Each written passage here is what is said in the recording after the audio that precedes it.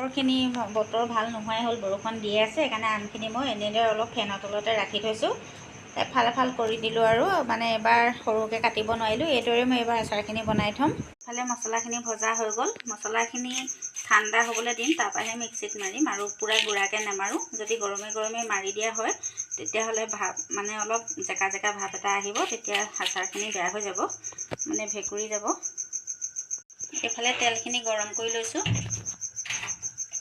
এইফালে মই ক'লা জিৰা আৰু চফ গুটি দি দিছোঁ তেলতে। গৰম তেলখিনি মই দি দিছোঁ ইয়াতে।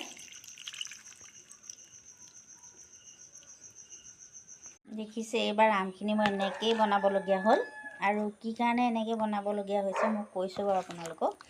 এইখিনি দেখিছে আমখিনি কেনেকুৱা লাগিছে বাৰু। আচলতে আমখিনি মই নষ্ট নকৰোঁ বুলিয়ে এনেকৈ বনালোঁ। বতৰ একেবাৰে বেয়া, ৰ'দ লোৱাটো নামেই নাই।